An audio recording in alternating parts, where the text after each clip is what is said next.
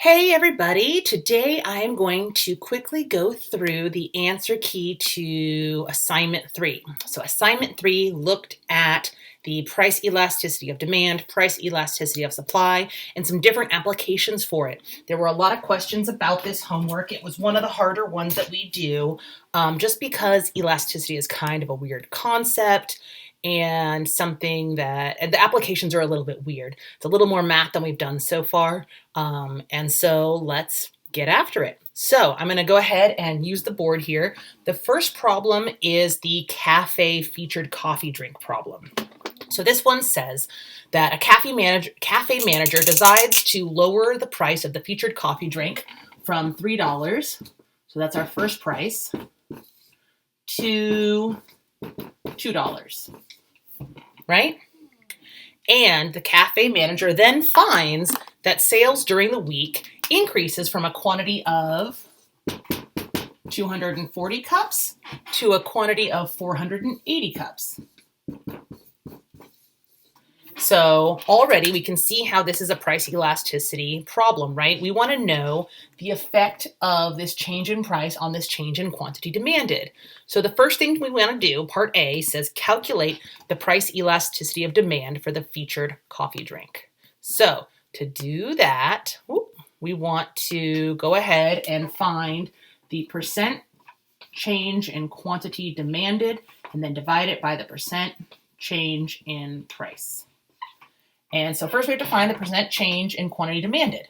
So remember, for that we do the midpoint formula. So I'm going to go ahead and say, okay, 240 cups of coffee minus 480 cups of coffee, and then I'm going to divide that by the midpoint. And if you're still having problems with the midpoint formula, think of it this way. So we have two quantities, 480 and 240. And we want to find that midpoint. So one way we can do that is to go ahead and subtract 240 from 480. So 480 minus 240 gives us 240. So that means that the distance between here and here is 240.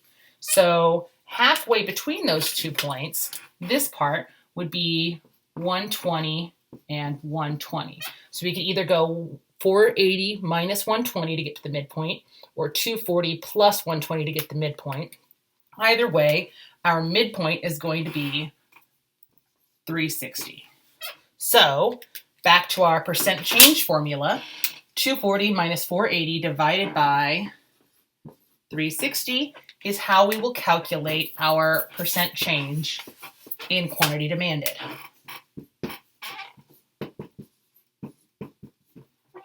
Okay? And here's the cool thing. If you do 240 minus 480 divided by 360, you'll get negative 0.67. If you do 480 minus 240 divided by 360, you'll get positive 0.667. Either way, you're going to get 0.66 repeating, or 0.667. Remember, with elasticities, it doesn't matter if it's positive or negative. So whether you subtract 480 from 240 or 240 from 480, you're still going to get the same elasticity because we just drop that negative sign. So it doesn't matter the order. So that's our percent change in quantity demanded. Sorry. Now we need to calculate our percent change in price. And so to do that, we're going to look at the difference between those two prices and their midpoint. So percent change in price is equal to $3 minus $2, and in between $2 and $3 is $2.50, which 3 minus 2 is 1, divided by 250 gives us 0.4. And again, if you get a negative sign, just drop it. We only look at absolute values when we're talking about elasticities. So now we can already see the change in quantity demanded, 66.7%, is greater than the change in price. We can go ahead and calculate that elasticity now and say, okay, 0.667 divided by 0.4 equals our price elasticity of demand of the featured coffee drink, or 1.667. 6675 6, 7, you can round it, not a big deal. I'll do that. Cool? So far, so good. Part B says, is the demand for the featured coffee drink elastic? Yes, it is. We can see it a couple of different ways. We can see that this elasticity is greater than 1. That tells us that it's relatively price elastic in demand. We can also see the percent change in quantity demanded is greater than the percent change in price. Both of us tell us that the price elasticity of demand is relatively elastic. So far, so good? Okay. Part C says, what is the effect on total revenue for the cafe? And you can calculate this out, or you can just remember that if we're dealing with relatively price elastic demand, then that means when the price goes down by a little bit, the quantity demanded is going to go up by more. And so if price, you see that? Kinda. If revenue is price times quantity demanded, and we have the price going down a little bit, but quantity demanded going up a lot, that means that overall revenue is going to go up. The other thing we can do is go ahead and calculate the two revenues, okay? So the way we would do that is we would just say, okay, $3 times 240 cups of coffee gives us 3 times 240, $720 in revenue. $2 times 480 cups of coffee gives us $960 in revenue. So we can see the revenue went up when price went down because the percent change in quantity demanded is greater than the percent change in price because this is relatively elastic. So because that percent change in quantity demanded is greater, that total revenue went up even though price went down. Sound good? So maybe this is a good that has few substitutes. Maybe it's a really special coffee drink. So maybe that's why it didn't go down. Maybe it's something that happens in the short run, and so people respond to it really, or in the long run, people respond to it more quickly. Maybe people are like me and consider caffeine a necessity. Who knows? Okay, the next question asks us in each situation to define whether we're going to expect these things to be relatively price elastic or inelastic. And so for this one, I'm mostly just going to talk to you guys about this because there's not really any math. So what you want to do here is think about these situations and how easy it would be to change your behavior if the price changed. So the first one, a life-saving medicine. Well, a life-saving medicine is easy to consider a necessity, right? It saves people's lives. It's really important. So that's going to tend to be relatively inelastic in demand. People are not going to be able to not buy it if the price is very expensive. On the other hand, if the price went really, really low, you don't necessarily need it. You only buy what you need because it's medicine. It's not something that you want a lot of, like a luxury good. So a life-saving medicine is considered a necessity, and we would expect it to be very inelastic. Photocopies at a copy shop when there are other copy shops nearby, I would expect that to be relatively elastic. If I have a bunch of options for which copy shop to go to and the price of one copy shop gets higher, I won't go to that one, I'll go to other ones. If their prices get lower, I might be more likely to go to their copy shop. So the idea that there are a lot of close substitutes nearby means I can be more responsive to changes in price. So I'm going to see that be relatively price elastic.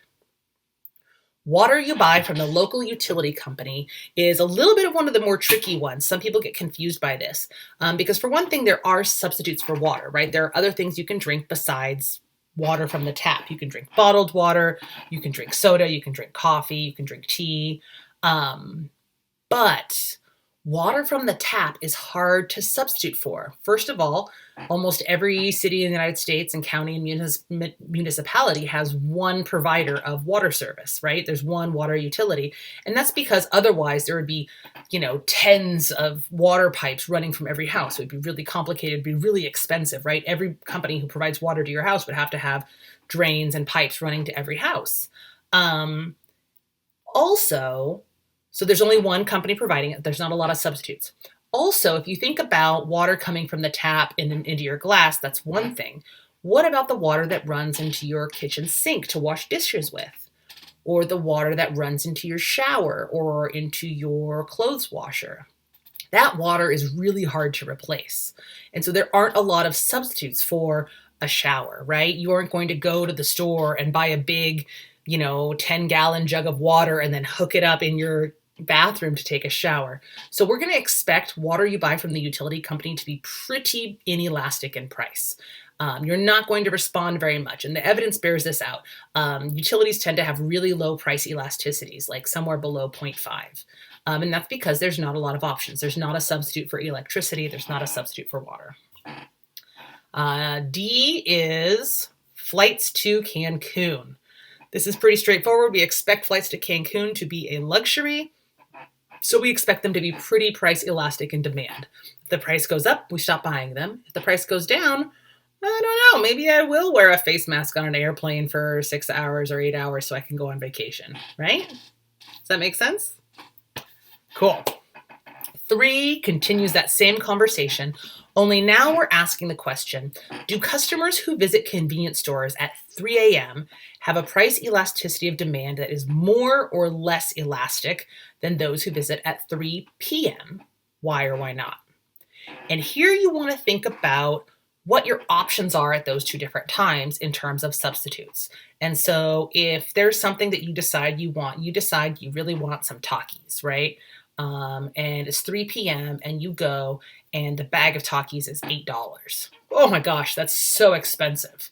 At 3 p.m., you can go somewhere else, right? Other stores are open at 3 p.m. You can go to a grocery store, you can go to Target or Walmart. You have other options. At 3 a.m., there aren't a lot of places open. Fewer stores are open at 3 a.m. than at 3 p.m.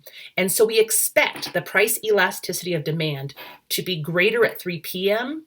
than it is at 3 a.m. because at 3 a.m. there are fewer substitutes because fewer stores are open. Does that make sense?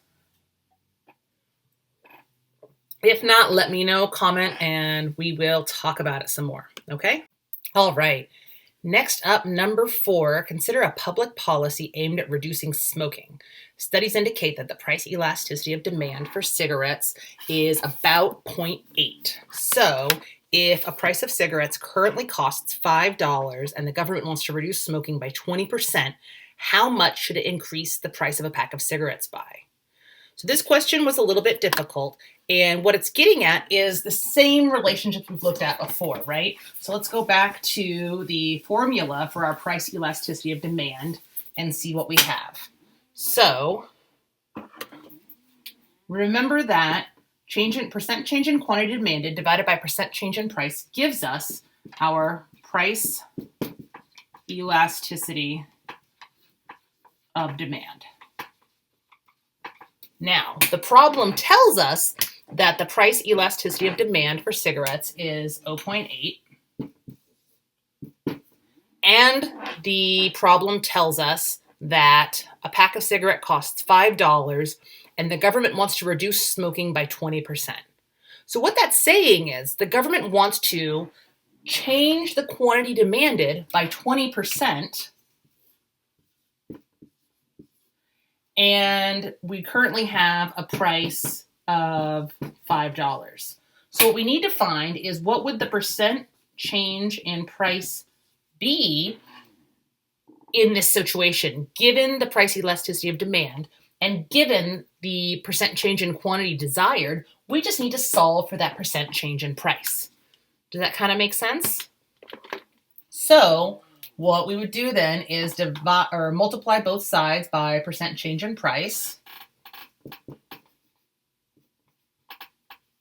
And then divide both sides by 0.8. And so then we get 0.2 divided by 0.8 equals 0.25, which is the percent change in price that we're looking for. That means that if we want to reduce cigarette smoking by 20%, we need to raise the price of cigarettes by 25%. Okay? So If the price of cigarettes is $5 and we want to raise the price by 25%, that means that 0.25 times $5, we would have to raise the price of a pack of cigarettes by $1.25. So the new price would be $6.25. Make sense? So far, so good? So it's really just trying to think about an application, a practical application of this idea of elasticity and how we could use it in a public policy situation. Part B says, if the price is permanent, will the effect on smoking be greater in 3 months or in 3 years? And this gets at this question of price elasticities being greater in the short run or the long run. So remember, when is it easier to adjust to a change in behavior or a change in price, in the short run or in the long run? In the short run, you don't have a lot that you can do, right? In the short run, you just have to accept the change in price. In the long run, you can make up change in plans. So if you think about being a cigarette smoker and the price goes up by 25%, now it's like, oh my gosh, I'm going to have to spend more money on cigarettes. Maybe you decide to start slowly cutting back. Maybe you decide to sign up for a cigarette reduction program. Not a lot of people are going to decide that day or that month or in the next 3 months to just quit smoking. But over time, more people will change their behavior to avoid that additional price, to avoid that tax, or to avoid that higher burden. And so we would expect the reduction in smoking to be greater in 3 years than it is in 3 months. Does that make sense? Even if it doesn't make sense in terms of economics, it makes sense intuitively, right? Quitting smoking is hard. Just because the price goes up from $5 to $6.25 doesn't mean people are going to change their behavior right away, but over time they might be able to, right? Okay, so for number 5, we want to look now at price elasticity of supply. And this is really the only question that asks us about price elasticity of supply. But this one says to consider what factors contribute to price elasticity of supply, and then give an example of a good that might have very low price elasticity of supply, very inelastic price elasticity of supply, and then graph what the curve might look like. So a lot of things are possible. The basic idea here is that price elasticity of supply is going to be low or inelastic if the firm cannot respond to a change in prices. So we can think about a situation where the price goes up and the firm can't respond, or a situation where the price goes down. And so I'm going to go ahead and start at the end and then work my way back. So what you want to think is that a very, very steep curve is going to have inelastic supply. So it's going to be something really, really steep. So let's say that's my supply curve. And we want to think about a bunch of different situations. So maybe I'm at this price here, and I see that the price goes up to P2. So at P1, I am selling autographed Babe Ruth baseballs, and they're getting really expensive. The price goes up. Unfortunately, because there aren't a lot of that input left of Babe Ruth's signature because he died a long time ago, I can't increase the quantity by very much, right? So if the price goes up by a lot, the quantity supplied goes up by a little. We can think of beachfront property. Any situation where the inputs are very rare, an increase in price is going to have a small effect on the percent change in quantity supplied, right? We can also think about it going the other way. What if the price went down? So let's say instead I am selling avocados and I started at price 2, and now all of a sudden they've gotten a lot less desirable. I'm selling avocados and I usually sell them for $1.50 each, and now they're only selling for 50 cents each. Can I save them until next week and see if they sell for a higher price? No, avocados go bad in a day or two, right, man? So the percent change in quantity supplied is going to be relatively small. I might sell a few less because I'm like, ugh, that's a really low price. But generally, I'm still going to want to sell them about the same quantity at not much of a change in quantity supplied, even though the price changed by a lot, because I know that they won't last. The good I'm selling does not have a long shelf life. So we want to think about things that can't be reproduced, things that have rare inputs, or things that don't store very well. And the inelastic supply curve is going to be that really steep supply curve. And I can prove it to you by drawing a more elastic supply curve. So a more elastic supply curve would look like that. And in that case, this change in price from P1 to P2 would have a way bigger effect on quantity supplied. Do you see that? So the steeper the curve, the smaller the effect of price on quantity, whether it's demand or supply. Cool? All right, last problem is the market for milk tea problem. And this was a little tricky because it pulls in some of what we talked about last time when we were looking at market forces of supply and demand. So we want to look at the market for milk tea. And what's important here in this market is the slope of the supply and demand curve and the effect of what we're talking about. So the first thing we want to do is I'm going to try and replicate this. And so if you print out your homework, it's really easy. You can just draw the effect on the graph. If you don't print out your homework, what you're going to want to do is try to replicate the slopes of these two curves. So what we have is a pretty flat demand curve,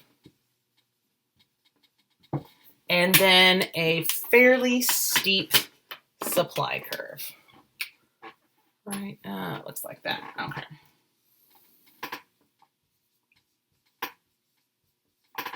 And then we've got some level of equilibrium here. That's our initial quantity and our initial price. So part A says, graph the effect of an increase in the cost of milk and input in milk tea. What is the effect on equilibrium price and quantity? And so that's straight from market forces of supply and demand, right? That's just say graph the effect, right? So if milk is an input in milk tea and we see an increase in the price of milk, that's an increase in the price of an input, right? That's going to shift the supply curve in. And we want to try to shift it in pretty evenly. So I'm going to use a little bit of a straight edge here and say, okay, shift it in like so. So that's going to be my second supply curve. And then the effects on price and quantity just mean finding that new equilibrium. So I've got my original demand curve. And there's my quantity 2 and my price 2. And already you can see the effect on price is so small that I have to move my P1 to make room for my P2, right? So if we're going to talk about elasticities, we're going to say, wow, the change in price was small, the change in quantity demanded and supplied was large. So let's see. Okay, what is the effect on equilibrium price and quantity? Price went up, quantity went down. The increase in the price of an input shifts the supply curve into the left, right? Part B, given the new equilibrium, what is the effect on total revenue? How does the price elasticity of demand and the slope of the demand curve determine this outcome? Oh my gosh, wait a minute. What are we talking about? Well, okay, we're talking about two things, right? First of all, remember, we're talking about price elasticity of demand is going to be about the percent change in quantity and the percent change in price. Which one is larger? We can eyeball it and you can see that the percent change in quantity demanded is larger than the percent change in price. So we would say that this is a relatively elastic good. So that's one thing we can say. We can say that milk tea is relatively price elastic in demand. How do we know? Well, the percent change in quantity demanded is larger than the percent change in price, right? The effect here on quantity is bigger than the effect on price. But we also know because the demand curve is very flat.